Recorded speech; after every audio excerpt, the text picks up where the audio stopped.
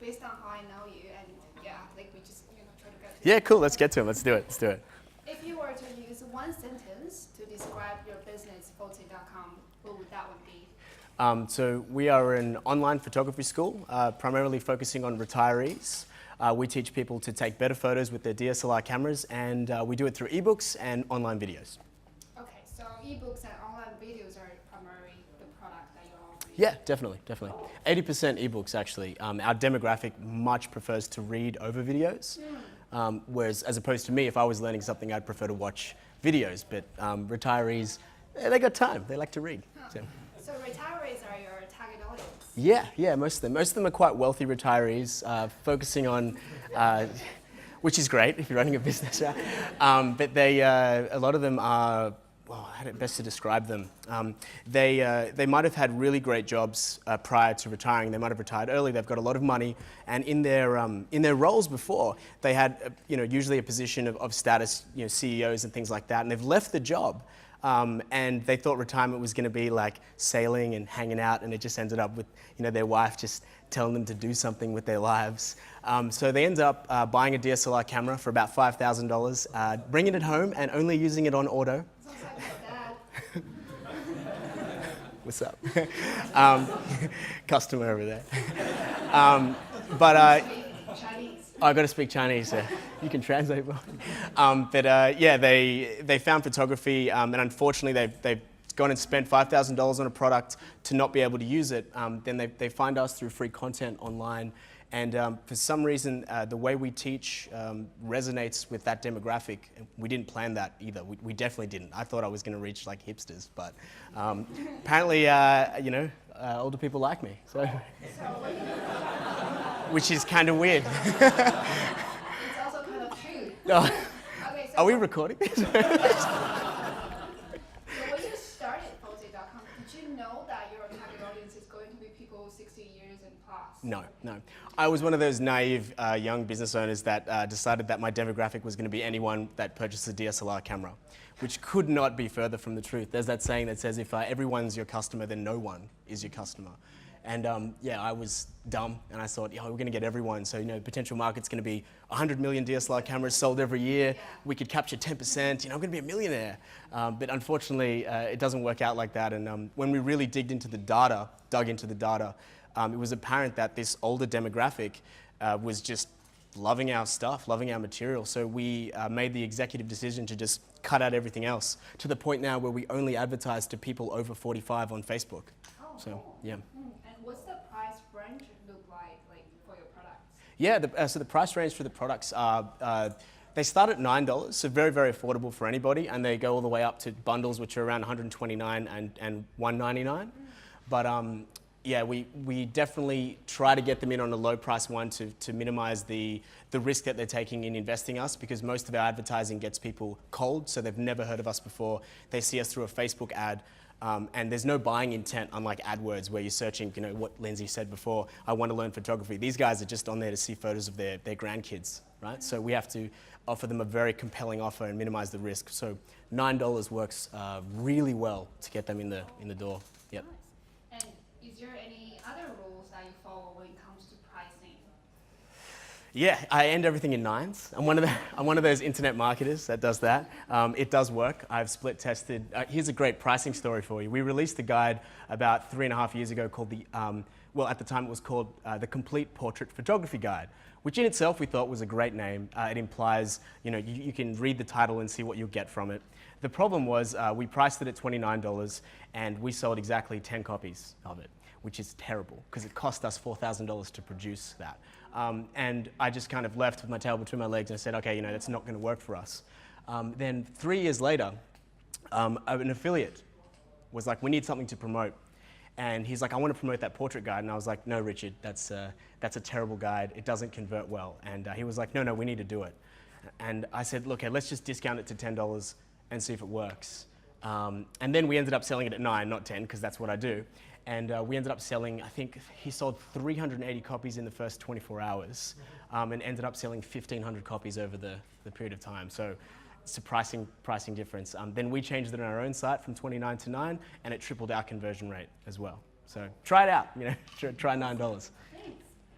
we know that Fallacy is run by a distributed team of 5 people. Can you describe to us how the teamwork looks like when you're also quite far apart from each other? Yeah, it's Slack. Slack's our conversation. It's what we do. Slack is an app, by the way. Oh yeah, sorry. Hands up if you use Slack. Okay, yeah, so most of you know what it is. We made a rule. We're not allowed to communicate through email for anything related to the company at all. And we did that because we had communication coming through on Slack and on email, and it is the most infuriating thing to watch people go back and forth to organize a meeting time when you're CC'd in. It is frustrating beyond belief. So we got rid of that completely. Everything is in Slack now. Our team, we chat once a week. Everyone chats with every other team member once a week.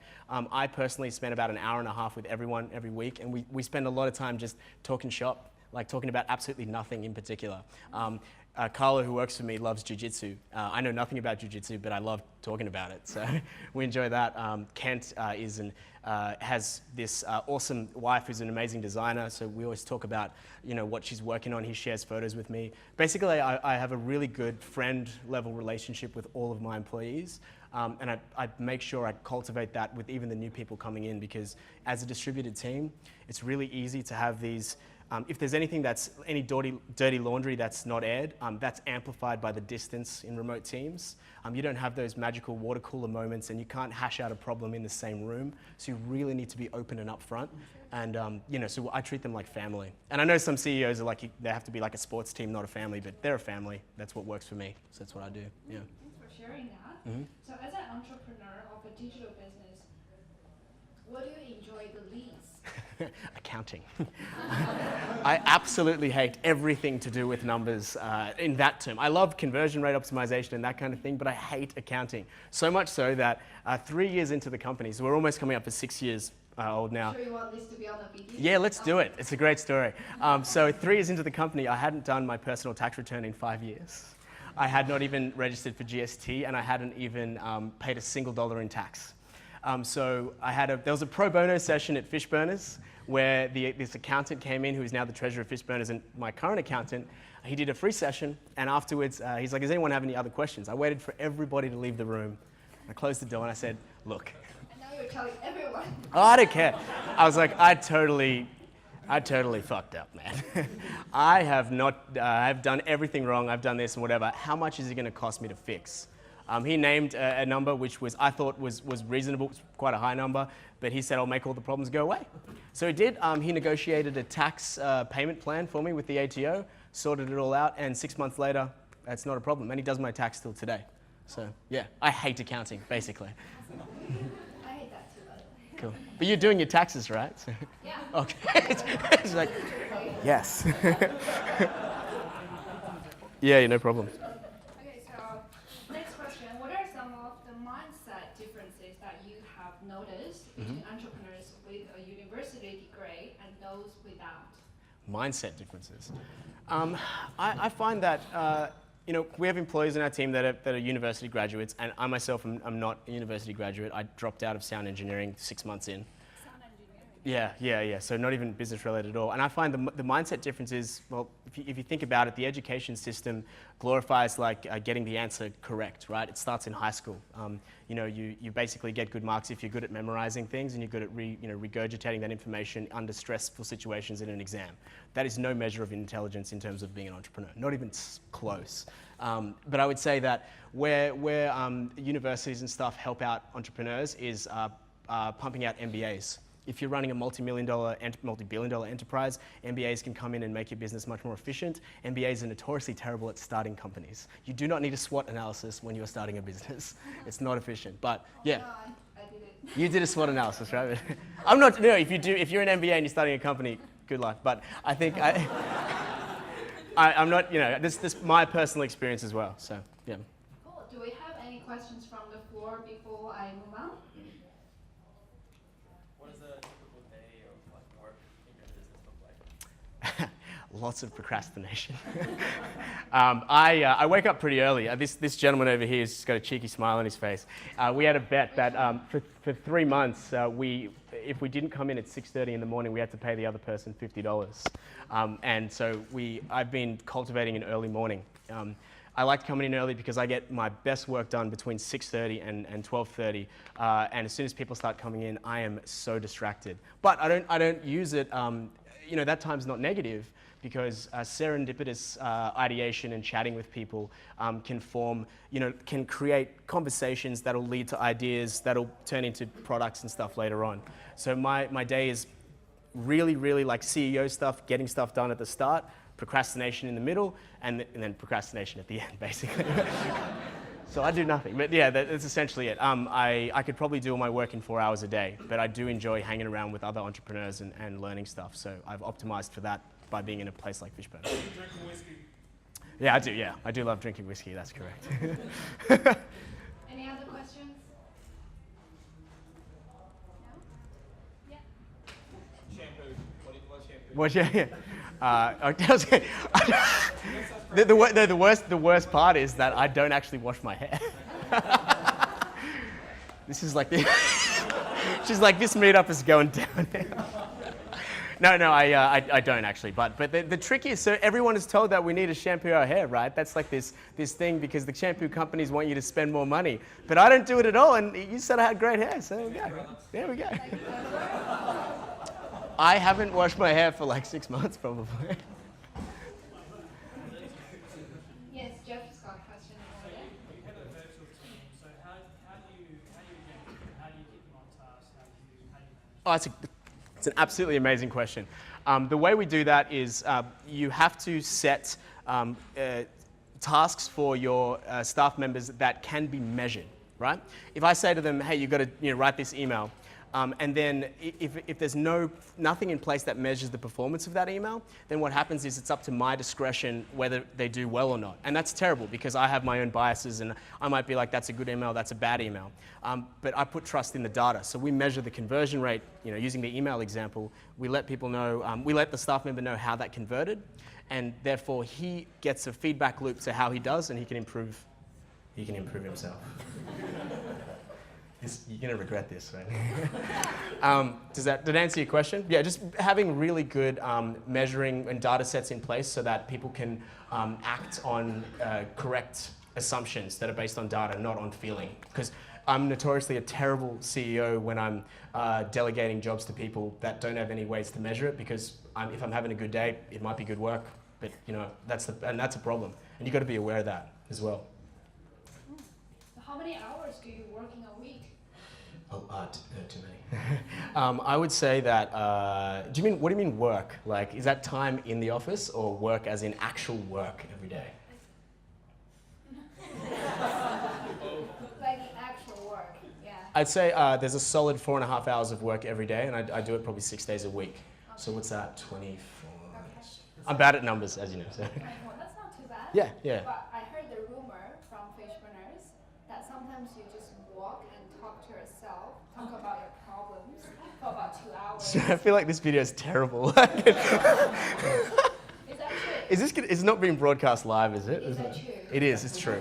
I'll be honest with you, one of the best things you can do to get your thoughts out of your head, or that I find anyway, is to have a double shot coffee and put on some noise cancelling headphones, but don't listen to music, and go for a 2-hour walk and talk to yourself the whole time. The headphones serve as a tool so people don't think you're crazy, but it's amazing what will come out in those moments. Tim Ferriss is an advocate for this kind of thing as well. If you guys know, he's the author of the 4-Hour Workweek. He does it through morning pages, where he basically at the start of the day purges all the thoughts in his mind by writing down 5 pages of text. I do it through talking to myself for 2 hours. So, yeah. Awesome. So let's come back to Fallacy. Yeah. Do you have a clear picture of the total market size and your share of the market? I'll be honest with you, no, I don't. I haven't tried to focus in on those numbers because you can really get caught up. One thing that's happened in our industry, I knew a few years ago that there was 100 million DSLR cameras sold every year, but that has evened out now to be about 50 million DSLRs, 50 million mirrorless, and then everyone has a cell phone now, and they're all potential photographers. If I had to have an estimate, we'd have less than 1% of the market, and that's already a 7-figure business. So it's a gigantic industry. Well, who's taken a photo in the audience? Who's taken a photo ever? James, put your hand up. I've seen your Instagram, buddy. But yeah, it's right. You're all potential customers. You all, whenever anyone takes a photo, it's inbuilt into you. You want to get likes on that shot. When it's shared, you've all experienced it. You put a photo up and there hasn't been likes on it, and you get this feeling, right? That like, oh God, like I thought it was good. Like people don't like what I'm showing. But that's where we come in and we capitalize on that feeling by offering you education, which will help you produce photos that you're not only proud to share, but that other people like as well. So is it true that you're not supposed to like your own post within the 24 hours after it posted? I don't know. I've never heard that rule. I feel like, do you like your own post, Lindsay? Yeah, like instantly. Okay. All right. So who do you consider a head-to-head competitor in your industry? There's lots. I have a spreadsheet upstairs on my laptop, not printed out, that actually has every single competitor that I know that has sold, that sells like an ebook or a video course in photography. There are 1,000 entries in that spreadsheet. So there's lots. They range from multi-million-dollar, billion-dollar companies like lynda.com, Creative Live, down to like, someone who just started a blog last week and sells an ebook. But my view on competitors is that they're not competitors. There's a great saying, which is, it's amazing what you can achieve through collaboration rather than competition. And that is exactly what we do. Our competitors are some of our biggest affiliates, which means that these guys send us traffic and sell our products in exchange for a percentage fee. And you're probably asking, why do they do that, right? Well, with online education, as opposed to a SaaS product or something like that, when you're teaching someone something, it's up to the teacher to resonate with the student. And you guys have all been through school, or high school at least, and you know that you resonated with some teachers and you didn't with others. So when you're in the photography education world, there's no reason why you can't buy a book from me, from my school, and then from a video course from Creative Live. So we end up, 2 of our affiliates are responsible for over $450,000 in sales a year. Just two affiliates, and they have directly competing products. Yep. Okay, cool. So you never had to do anything to tackle the competition? I just call them up on Skype and then just and sell them on being a partner. Yeah. Okay, cool. Yeah. It's unfair. It's an unfair comparison though, because if you've got a SaaS product or something like that, or an agency, people are going to compare you, an orange for an orange, an apple for an apple. But in our industry, the magic of the product, the uniqueness, the unique selling proposition is the personality that comes through in the content, and that's not easy to replicate. So on your website, I noticed that there are over 100 products. How much time does your team spend on developing an average product? So in terms of content on our website, so 120 is the free content, which is ebooks. They're free ebooks. We go from conception, so when we come up with the topic idea, to finished, completed ebook in about 3.5 weeks. And the steps from that are the topic's chosen, the draft's written, it's checked for inconsistencies in photography technical information. It then goes to the designer and the layout person, go back and forth and make sure that it's all good. And then the next step is it goes back to proofreading for final grammar checks, and then it's uploaded into the system. And that happens in 3 weeks from the first point. Wow. Yeah. Have you ever come across this situation? After a product is developed and downloaded, and then the user make it publicly available online so that everyone can access it for free. Yeah, definitely. That happens a lot, actually. The way I deal with that is I don't even care. Because if you get caught up worrying about those little things, when your potential market size is so big, it's just a rat race that you can't win. I have a competitor that goes after, with DMCA takedowns, to every single person who uploads a free thing a paid product of his. Yeah, and I swear he's just caught up in that negativity the whole time. And all I do is like, hey, if they're gonna try and get it for free, if they're the kind of person who wants to get the content for free, then they're not gonna pay me money anyway. So I don't even bother. Okay. Yeah. It's probably not the answer you're looking for, but there you No, go. not really, because I was like looking forward to you sharing some tips on preventing that from DMCA takedowns are the best way to combat that. Yeah. They'll get delisted from Google. Yeah. What is that DMC? What takedown? I don't actually know what it means. Do you know what it means, James? I'll ask you. You're a knowledgeable guy. No. It's just you can just look for it. It's basically these guys, the DMCA, whatever. They will send out a message to the people, like for the legal team, and say you need to delist the content, or they send it to Google, and then Google will delist it. If you've ever tried to search for Game of Thrones torrents or anything, then it'll say DMCA notices. If you click through to that and you look through the document, you can actually find those original download links. They still exist, but it just gets de-indexed from Google. Yeah. Do you think that's related to your target audience as well? Like people aged 60 years and plus, they're not like they're less likely to download free stuff if it looks dodgy. Yeah, probably. If my grandfather's anyone to go by, like you go to his computer and there's like flashing bars and new banners on the top, and I'm like, what have you done, pa? So Fallacy has no investors, but is hitting 7-figure revenue annually. Mm-hmm. What are your views on getting funding from investors and potentially making it grow even faster? Don't do it. I am an advocate for doing things bootstrapped. Investors can be a blessing if they bring something strategic to the mix, but VC in a traditional sense, I don't think they will. Often you are then at the mercy of the VC and what they want. Prime example, there's a book called the San Francisco Fallacy.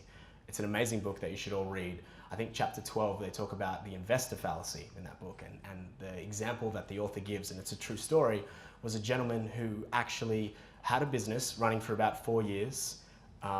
He was doing really well, and he was kind of getting a little bit burnt out, but he raised some capital to keep him on. At this point, after raising that round, he was left with 35% of the equity. He raised $1 million. 12 months after that, he got an acquisition offer. That acquisition offer meant that he could walk away with $5 million, which for him was an incredible amount of money. He was very happy and very ready to have that happen. Unfortunately, his investor that just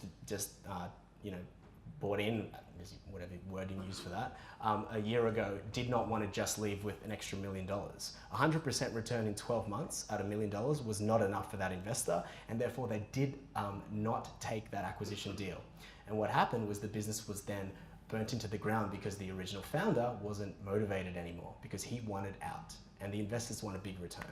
So that's my view. That's how I feel about investment. Now, people can prove me wrong all the time, but if you look at the stats, I'm a stats guy. Even though I hate accounting, I love statistics, which is weird. But I'll be honest with you, and you can check this out. 80% of companies who raise VC money fail.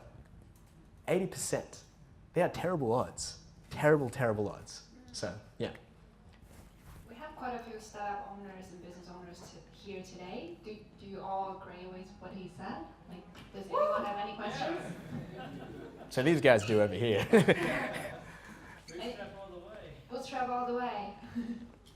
Yeah. Yeah, to go on with that, it's what you've done, Brett, is excellent. I think showing proof of concept as well is like, it's far more powerful anyway. If somebody comes on, ever you've got the terms in your favour to say, look, we're already making money here. Yeah. What are you bringing to the party? That's it. You get much better terms. If you want to come, I don't need money because we're making money. Exactly. It's the people who potentially, are wanting to get out, are doing that and looking for that easy out, make the money, bugger off. But does that really mean you're passionate about what you're doing anyway? Yeah, that's very true.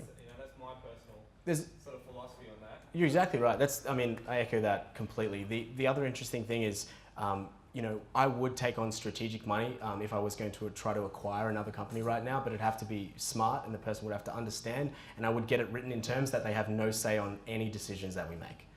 The other option is, we've been running for 6 years, which means you've been running for 6 years in a cash flow positive way. We get pre-approved for a $400,000 loan from Commonwealth Bank. PayPal do this thing called working capital. If your business is 3 years old and you can prove that you've had money coming in, they can loan you up to, I think it's up to 90% of your yearly revenue, and they just take a small percentage from your sales coming in. So we can get $1 million capital tomorrow if we really wanted to. And it's not from a VC, we have complete control over it, so, yeah. Oh. I have a question about that as well. So Yep. in my heart, I'm like that as well, but all I hear these days is invest, use other Make people's use. money, blah, blah, blah. Yeah, And I'm also a stats guy, so 80% of those fail, but how many percent that don't get investments fail? It's also obnoxiously large, that percentage as well. I'm not going to lie to you, but starting a business is a freaking scary, impossible thing. Like it's been likened to jumping off a what do they say? Jumping out of a plane and then building your parachute on the way down. Like, it is a very, very stressful, difficult thing to do. So by undertaking it and becoming an entrepreneur, it's, you know, the odds are stacked against you. Now, I know that a lot of people in the scene, especially the startup world, there's this big thing, you know, you got to raise money, you got to do this, you got to pitch to investors and X, Y, Z. But I think personally, it's not the best way to go about it. But that's just, we hear what happens in Silicon Valley and it gets echoed here. But we're totally different, you know. I've got a question. Yeah. So if you took some money that was, you were still in control. Yeah. Is there another level to focus on? There is, and I'm not sure if I'm willing to go to that level, right? We have competitors now that have started, probably 2 years after we started, that are in the $20 to $30 million a year range now, but they have 20 staff in a room somewhere.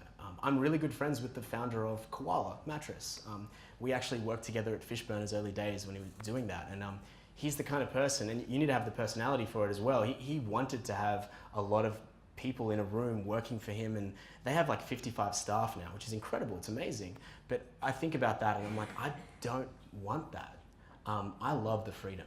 I want it, like the other day, I just didn't want to come into work, so I worked from home for like 6 hours. I did all of my calls, everyone still did their stuff, and I got to chill out. You can't do that if you're going for that next level.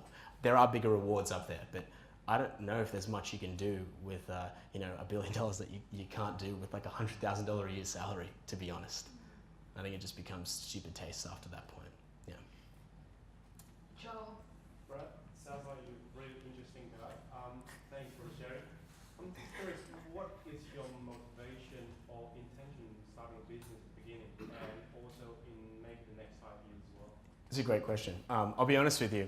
I started a business purely because I am a terrible employee. I'm one of the least employable people ever, because I'll get the job done, but I'll try and figure out ways to cut corners and I procrastinate a lot, and bosses don't like that. You get the work done, but you seem to be mucking around 75% of the time. You lose your job. You can do sales if you like that, but that's about it. It's the only job you can do. But I'm motivated right now. At the start, I was motivated by just getting out of that rat race and just having my own income, being in control of my own future. As corny as that sounds. Also, I was motivated by money. My first venture into entrepreneurialism was in a t-shirt business, as everyone tries to do for some reason. But at 18, and I made no money. But the reason I started it was because I wanted to be rich. I wanted to, get out of that. And I think a lot of people try to kid themselves and they say, I'm doing this because I want to change the world. I'm doing this because it's all right. If you want to do it because you want to make money, that's fine. You can totally be honest about it. Motivations now moving forward, even though it might have come from that kind of passion at the beginning just to make money and do that, now I'm really enjoying watching and helping the retirees that we help learn photography get more out of their life. We get some really amazing testimonials unsolicited from people just pouring their heart out and saying, you've changed my life, which sounds weird because we're just selling photography ebooks, but I live for that, right? That makes me really, really happy. And that's why I do it, yeah. More of that, basically. Thanks. Lots of questions. Sorry, I've got 3 more to go and then I'll open up again. What was the most shameful experience you had? Shameful. What, to do with FOTSI or just in general? Because we can go there if you want. What was the most shameful experience you had since you started FOTSI? So yeah, it's related to business. Thank you for the clarification there. Shameful is such a strong word. I would say something that I did which was awkward. So when we started the company, I'll be honest with you, we didn't start as a photography education website. We started as a daily deals site for photographers. And we pivoted a year in, but at the start, it was a daily deals site. And I had negotiated the first deal, which was, I think it was a product called Masters of Light. It was a webinar.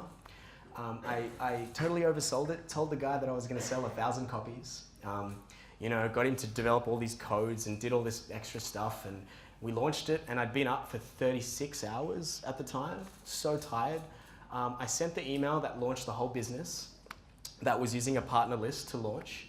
And then I closed my laptop, turned the internet off on my phone, and caught the train home to my mother's house. And the plan was to check the sales when I got home, hopefully see 100 sales, and then sleep really happy that night. Unfortunately, what happened was when I got home, I looked on my computer, and what happened was about 50 emails from people who were calling me a scammer, saying these codes don't work, we can't get access to the product, this is bullshit. And I was like stressed. If anyone's been, there's these like fight or flight moments, you're like, oh my God, like we launched a company and it's not working. I couldn't even figure out what was wrong because the guy we partnered with was in another country. It was just so stressful. So I did the only thing I knew how to do. To give you some background, I did telesales for 3.5 years. So I literally found these guys' phone numbers or emailed them somehow and said, give me your number. And I called all of these people up. It was like 4 a.m. in the morning. And I called every single one of these people, did about 110 calls, and apologized to them and assured them that we were going to get them access to the product as soon as this person woke up. And I still have those 150 people on Skype, like to this day. I don't talk to them. You just get the notification when it's their birthday every time. and occasionally they get hacked and that link comes through. But that serves as a reminder. Every time I see that ping, I'm like, that's where we started, right? And that was, I wouldn't say shameful, but it was an upsetting moment. Yeah. And then what was the best experience you had since you started Fallacy? Probably, I touched on it before, but the The testimonials, yeah. There was one lady in particular. She was in her late 80s, right? And she sent me an email, and I can't remember exactly. This is probably 2.5 years ago, 3 years ago. And my customer service agent forwarded it to me, and she said, the email said something like, I really appreciate everything that you and your team do. You have no idea what it meant to me, and what a timely moment in my life that it came to me. So I just appreciate it. Thank you so much. And like, it came from such a raw, emotional state. Like reading that, I could feel that there was something more there that she wasn't saying, but I'd helped her, and I just wrote back. I was like, no problem. Like it was happy to help, right? And but that was really awesome. I can still, I'm feeling like emotional from just talking about it. Like it meant something like special to me. So. Yeah, I've got only one last question. So yep. 2 more questions from the audience. Duncan. Come on, Duncan. We'll give it to someone else. Serious one. Yeah. Your digital marketing. Do you do any paid digital marketing, or is it all affiliate marketing? Like, what's your strategy? Yeah, good question. So if you break it down, about 40% of our yearly sales come from partners. 10 to 20% comes from our own internal list, so affiliates is that first one, and the rest comes from Facebook advertising. So we spend it fluctuates, but anywhere between $1,000 to $3,000 on Facebook advertising every single day. So it's our biggest driver of traffic. If anyone wants to talk about Facebook advertising afterwards, that's one thing I could talk about forever. But I'm really passionate about that. And if you're in the B2C space, Facebook advertising is the absolute best way to reach your customers, without a doubt. We offer that service at Meow. Riley, you've got a question? I was just going to say, when you started out and started your company, what did you do what was your breakthrough marketing technique that you used to get customers? Great question. I'll be honest with you. At the start, before I even started working at this company, I had the privilege of working at the fastest growing company in Australia at the time, which was called High Life Health and Beauty. They actually beat Freelancer to be the fastest growing company in, I think it would have been 2010. They were a direct media company selling makeup online. And I came in bright-eyed and bushy-tailed in their call center and got a promotion because I was just loud and obnoxious and said I could do marketing. And they promoted me to be their junior marketing manager. And I proceeded to push, you got to post on social media, you got to do this. And that, my boss, instilled in me the value of data. And he's like, yeah, you can do whatever you want, but just prove the numbers to me. And I quickly learned that all of the stuff that I'd read, all the Seth Godin books that I'd consumed, all the podcasts I'd listened to, didn't really live up when you were just out there in the thick of it. And what worked was understanding paid marketing, how to pay $1 and get $2 out or whatever, and how to write really compelling sales copy. Learning to write sales copy and learning to sell in general are 2 of the most valuable skills. And I wouldn't be where I am today if I didn't, cut my teeth doing those 2 things at that company. What's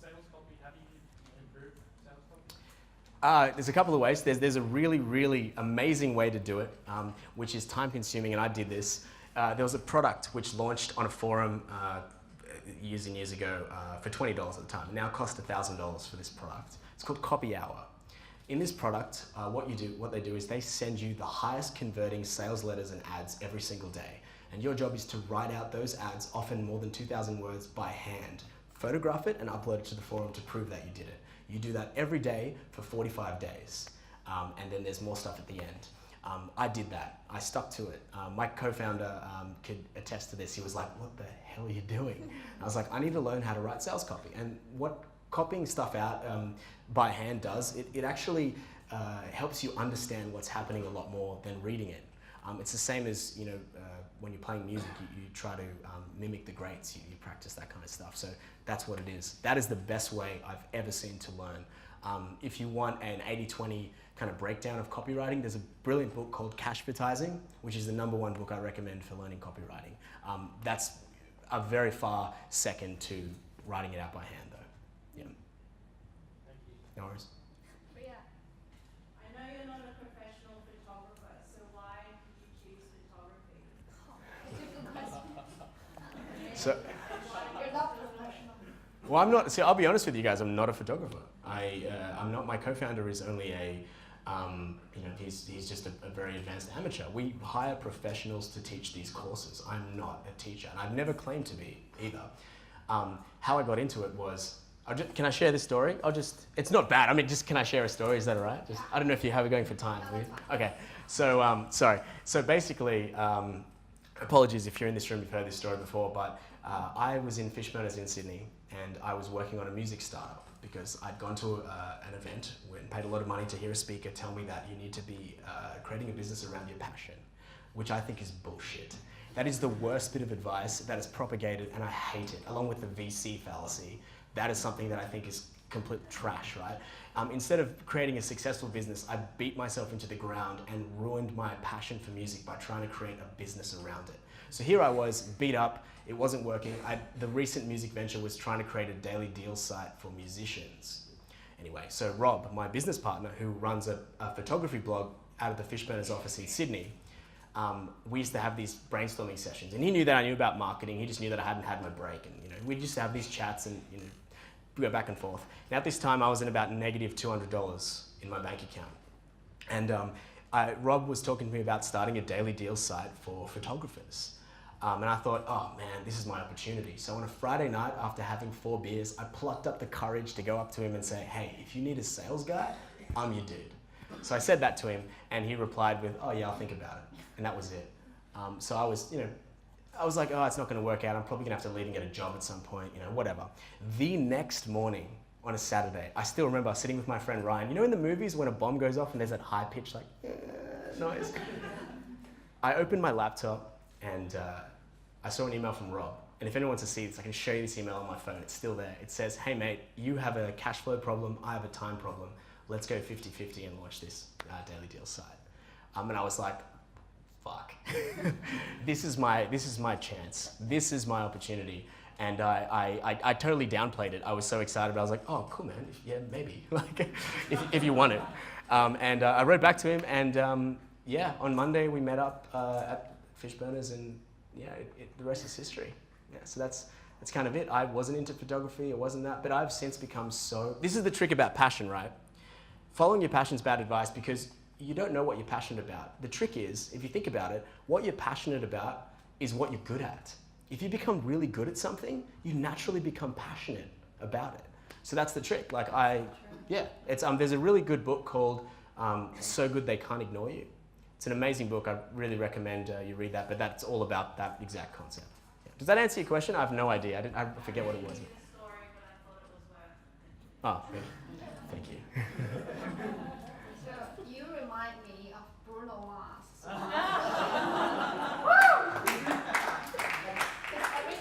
Every time that I see you.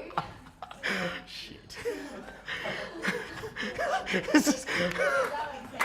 No, it's really funny because Jeff always says this to me and I always get angry. Okay. So every time I see you, you're just in such a great mood. Do you take anything?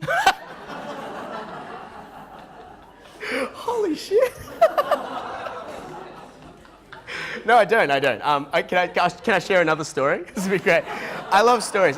So I lived in a house in San Francisco for a while. It was a shared tech house with 60 people in the house, 60.